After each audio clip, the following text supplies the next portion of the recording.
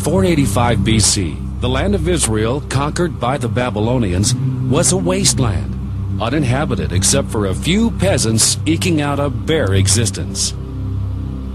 This was the land God had promised to Abraham, Isaac, and Jacob, and to their descendants forever. For all the land your eye can see, to you I will give it, and to your descendants forever. The land shall not be sold forever, for the land is mine. The once proud inhabitants of the Promised Land had been slaughtered, scattered, and carried to Babylon, where they had spent 70 years, as Jeremiah had prophesied. This whole land shall be a desolation and an astonishment, and you shall serve the king of Babylon 70 years. Many Jews had returned to Jerusalem to rebuild the temple, but the city itself still lay desolate, its walls broken down and its gates burned. In that hopeless hour, God spoke through Zechariah, one of the most remarkable prophecies ever recorded. It concerned what the Bible calls the last days. Behold, I will make Jerusalem a cup of trembling. I will make Jerusalem a burdensome stone for all people. The fulfillment of this prophecy, following the amazing rebirth of Israel in 1948, has been witnessed by the world.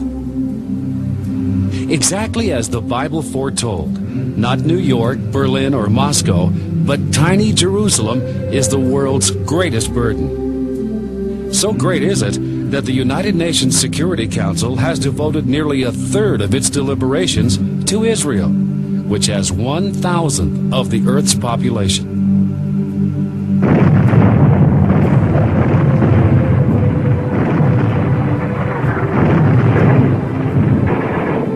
Jerusalem would not be the UN's #1 problem if Israel could be pushed around, but her military is the best in the world.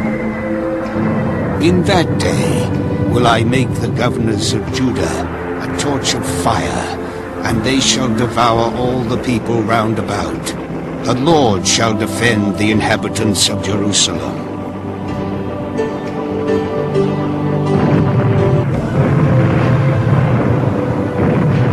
Exactly as foretold, Israel has devoured her attackers, winning every war against overwhelming odds.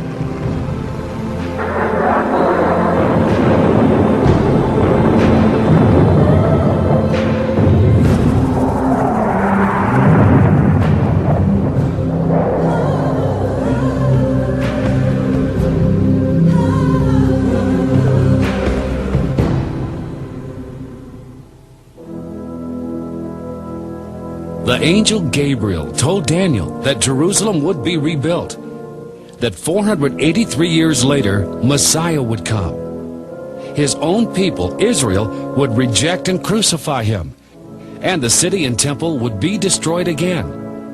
And so it happened.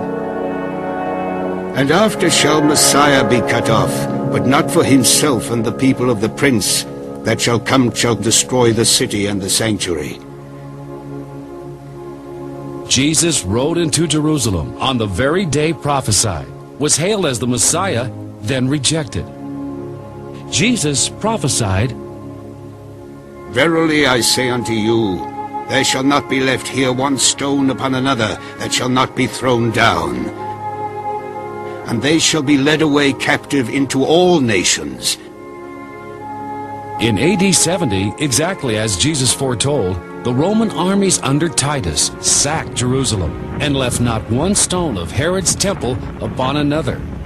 More than 1 million Jews were killed, and the remnant were scattered to every nation.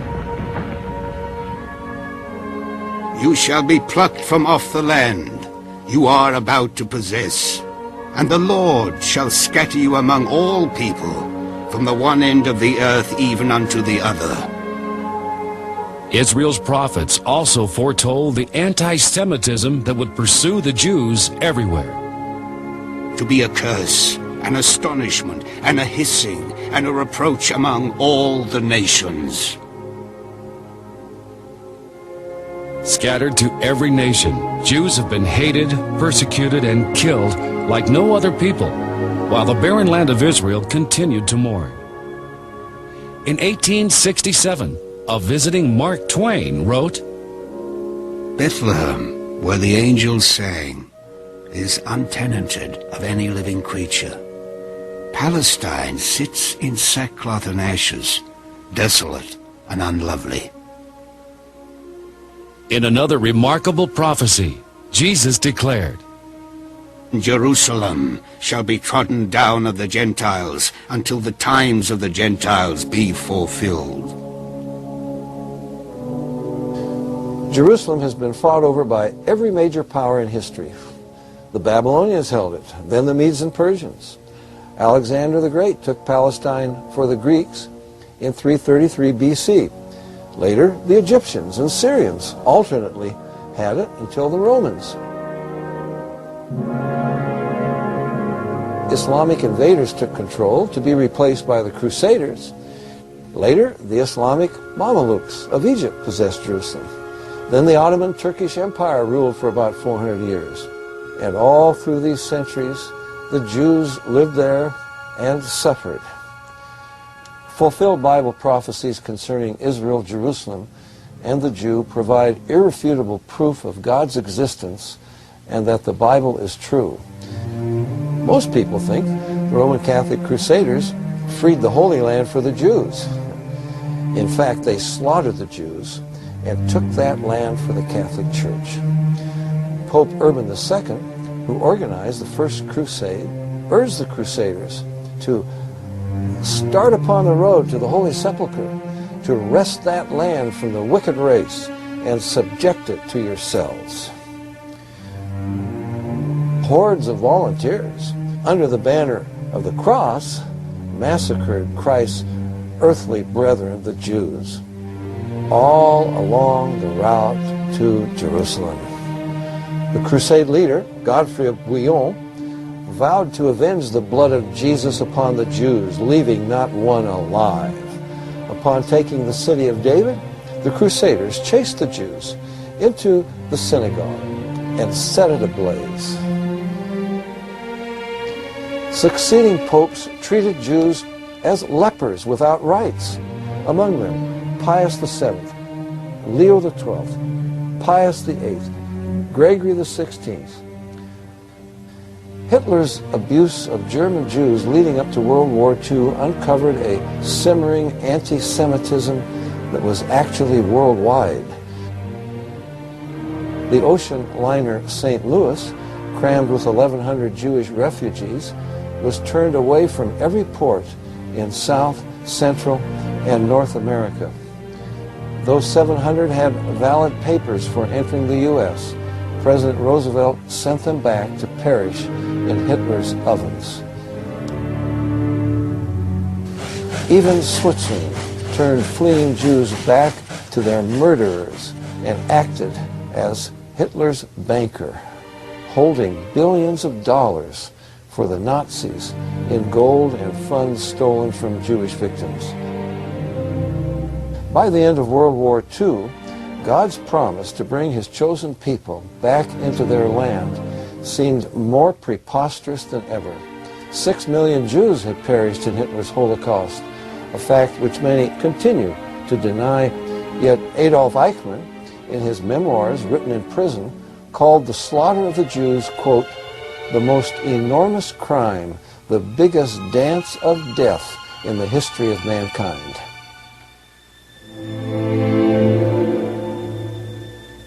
Incredibly, hundreds of skeletal survivors of extermination camps, upon their release at the end of the war, were murdered all across Europe.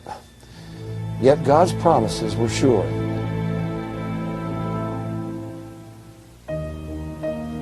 From 1945 to 1948, in spite of a cruel British naval blockade, 10 aging ships smuggled about 70,000 Holocaust survivors into the Promised Land. As one of them who made it said, It was better to risk dangers at sea and the British fleet than to stay in Europe. For the first time in years, we had a purpose, to create a Jewish state. Millions of Jews have returned to Israel from more than 100 countries. Israel's existence today in the Promised Land is undeniably God's doing. Behold, I will bring them from the north, from the coasts of the earth. He that scattered Israel will gather him. The United Nations adopted UN Resolution 181 in November 1947. It partitioned Palestine, giving 18% to the Jews and 82% to the Arabs, and made Jerusalem an international city never to be under Jewish control, as the Vatican also insisted. The Arab world rejected the UN decision, demanded all of Palestine. To this day, no Arab map shows Israel's existence.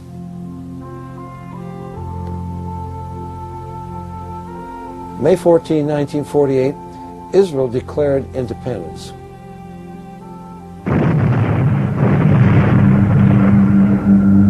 It was immediately invaded by 6 Arab nations.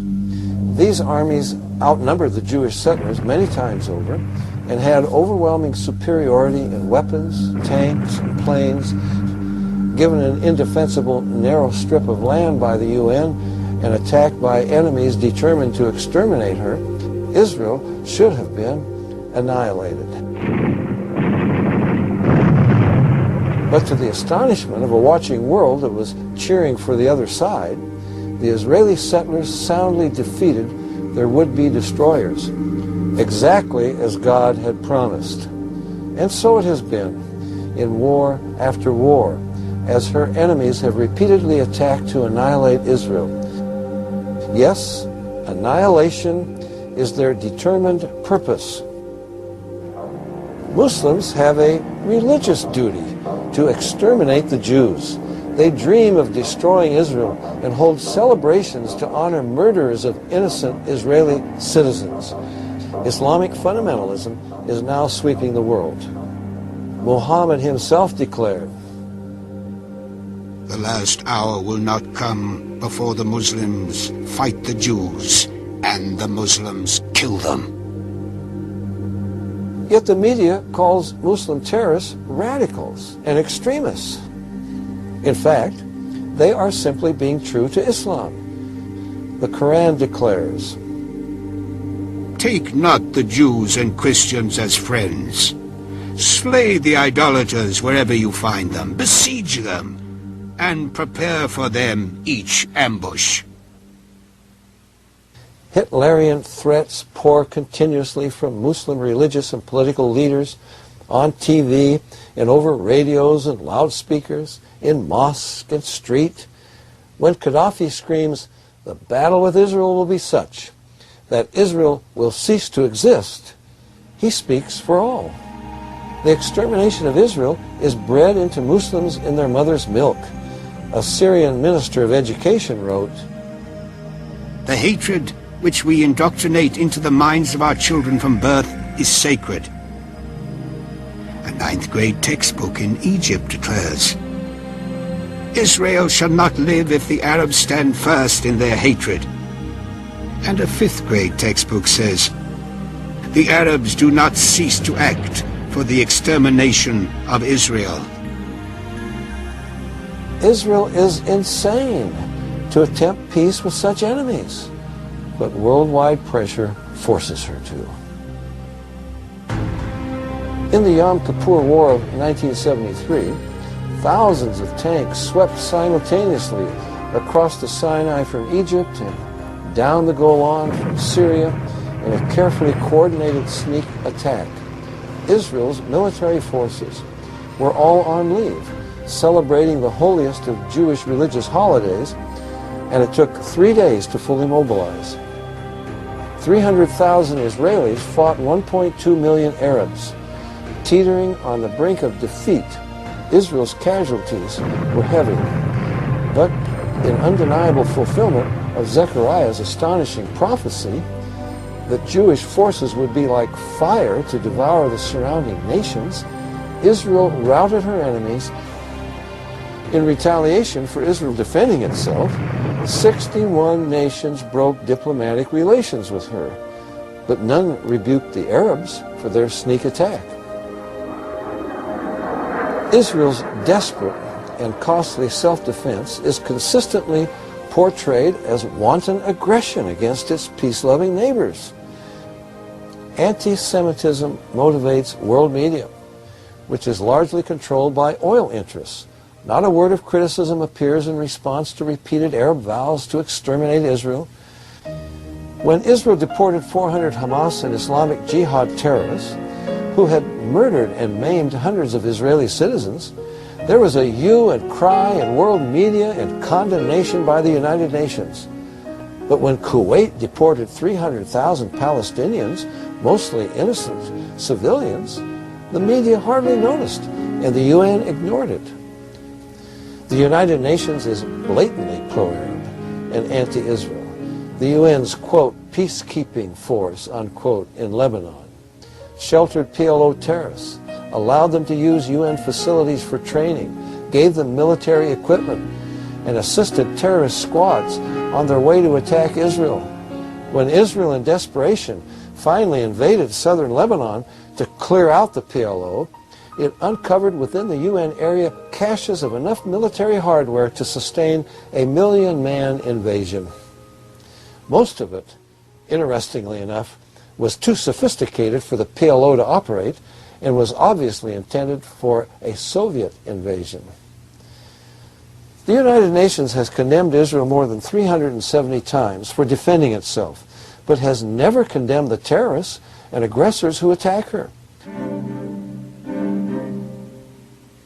2 years after the PLO's murder of 11 Israeli athletes at the Munich Olympics, terrorist leader Arafat was invited to address the UN General Assembly and given a hero's welcome, though he called for an end to Israel's existence. UN Secretary General Boutros Ghali declared, "The Jews must give up their status as a nation and Israel as a state and assimilate as a community in the Arab world." Temple Mount on the summit of Mount Moriah is the heart of Jerusalem. This 35-acre parcel arouses such explosive passions that it could trigger World War III at any time. This is where Abraham obediently built an altar and bound his son Isaac upon it to offer him as a sacrifice to God. But God stopped him and provided a ram in Isaac's place. 900 years later, about 3,000 years ago, that sacred ground was purchased by King David from Ornan the Jebusite to build there an altar to God. And it was there that Solomon built the first temple. The Jewish temple, twice destroyed, is gone. In its place sits the Dome of the Rock, a monument to Islam's Jew-hating moon god, Allah. Israel's capture of East Jerusalem in 1967, and with it the Temple Mount, seemed to contradict Christ's prophecy of Jerusalem being trodden underfoot by the Gentiles until his return.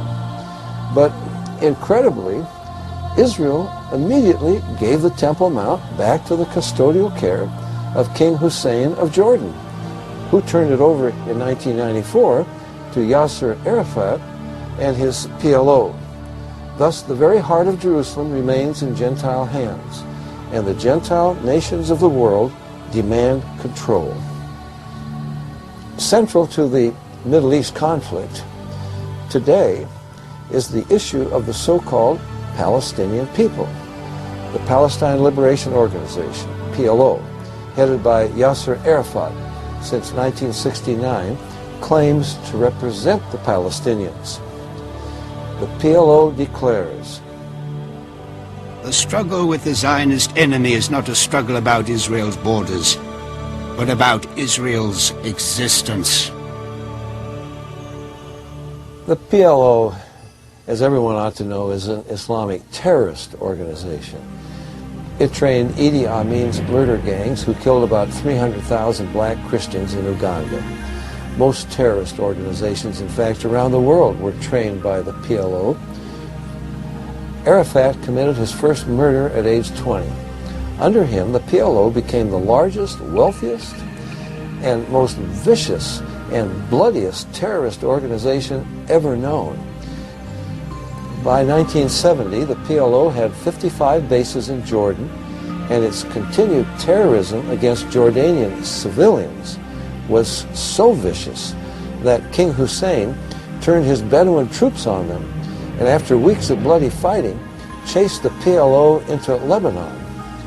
There the PLO wiped out the Christian towns of Damour, Beit Malat, Tal Abbas, and others. Its reign of terror in Lebanon went largely unreported. The international press was cowed into silence by the brutal murder of those who dared to tell the truth. Larry Buckman and Sean Tulin of ABC TV, Mark Trion of Free Belgium Radio, Robert Pfeffer of Der Spiegel, and others. About 300,000 Lebanese civilians were murdered, and more than 100,000 surviving young girls were left pregnant in the PLO's rape of that country before the Israelis expelled them. Yet Israel again was painted the villain. Ladies and gentlemen, Mr. Arafat, Chairman of the Executive Council of the Palestine Liberation Organization, His Excellency Yitzhak Rabin, Prime Minister of Israel, the President of the United States. Any peace agreements with the PLO are a pretense intended to deceive Israel. The example Muslims follow today was set by Muhammad. In 628, he made a 10-year peace treaty with his own Quraysh tribe in Mecca. 2 years later, he attacked Mecca and slaughtered every male and took the women and children slaves. Arafat has publicly declared, In the name of Allah, I am not considering it more than the agreement signed between our Prophet Muhammad and the Quraysh tribe. Peace for us means the destruction of Israel. The first step is to pretend peace in order to obtain territories inside Israel from which to launch her final destruction. Incredibly, Arafat and his PLO murderers have been sanitized and lionized by world media. This ruthless, sadistic criminal was given the Nobel Peace Prize and is honored as the champion of justice for the oppressed Palestinian people. Palestinians? There never was a Palestinian people, nation, language, culture, religion, or economy. The claims of descent from a Palestinian people who supposedly lived for thousands of years in a land called Palestine is a deliberate lie. That land was called Canaan, inhabited by Canaanites. What had been Canaan became the land of Israel when God gave it to his people. Yet a revised history which hides the truth is promoted in the best of encyclopedias and reference volumes, even Christian publications. Those who today call themselves Palestinians are Arabs by birth, language, Islamic religion, and culture. The name Palestine comes from the Philistines, ancient Israel's chief enemies. In AD 130, the Romans rebuilt Jerusalem as a pagan city with a temple to Jupiter where the Jewish temple had stood. Provoked to rebellion, about 500,000 Jews were killed and thousands sold into slavery. The Romans angrily renamed the land of Israel Syria Palestina, and that's where the name comes from. From that time, Jews living there became known as Palestinians. During World War II, the British Army had a Palestinian brigade made up entirely of Jewish volunteers. The Palestinian Symphony Orchestra was all Jewish, and the Palestine Post was a Jewish newspaper. In 1948, Arabs who had fled from Israel began to claim that they were the true Palestinians and that Israel had always belonged to them. World media eagerly promotes that lie. The truth is that in 1948, Arabs owned a mere 3% of so-called Palestine. Israel's claim to the land goes back 4,000 years to Abraham's purchase of the cave of Machpelah in Hebron. There Abraham buried his wife Sarah, and there Abraham, Isaac, Rebekah, Jacob, and Leah are buried. In Hebron, David was crowned king. This sacred Jewish site has no relationship to Arabs or Islam. Yet Muslims, in spite of a continuous Jewish presence there for 3,000 years, claim Hebron as their own. They built a mosque, and they are determined to drive out every Jewish resident. For 50 years, the world has faced the problem of hundreds of thousands of so-called Palestinian refugees from the 1948 War of Independence. Typical of its lies, world media accuses the Jews of ruthlessly dispossessing the native population. In fact, the Arab High Command urgently warned Arabs by radio to get out of Palestine while they slaughtered the Jews.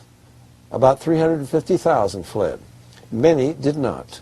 Those who remained are Israeli citizens and today comprise about 16% of Israel's voters. Jordan annexed the UN-designated Palestinian territory, expelled all Jews, destroyed all Jewish houses of worship, and renamed as West Bank what had been Judea and Samaria since Bible times. In spite of billions of dollars in oil revenues and a land mass 700 times greater than Israel, Arab nations have refused to absorb any 1948 refugees into normal life. Now numbering in the millions due to a high birth rate and occupying shameful refugee camps in Gaza, Jordan, Lebanon, Syria, and the West Bank, these unfortunate pawns are deliberately kept on display. In contrast, the fledgling state of Israel, with a population at the time of 600,000, quickly absorbed 820,000 Jewish refugees who fled from Arab lands where for 1,300 years. Since the advent of Islam, Jews were routinely beaten and spat upon in the markets and streets. Hundreds would be brutalized and killed in random bursts of violence by Muslim mobs, and their property confiscated. Israel's rebirth provided a welcome refuge to which they fled. Israel has absorbed millions of immigrants. More than 1 million Palestinians in refugee camps came under Israeli control in the 1967 Six-Day War. Israel offers them state land, electricity, sanitation, streets, and schools, and has built 9 residential projects housing 10,000 families.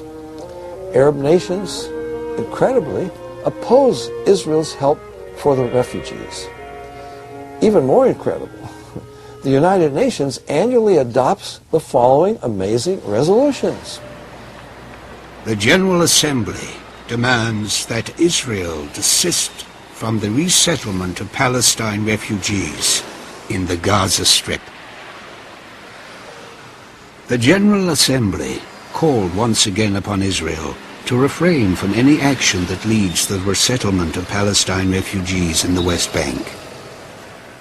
Going back 3,000 years, Jerusalem was always the capital of Israel under her kings. Modern Israel has its Knesset there. But the world's nations locate their embassies elsewhere.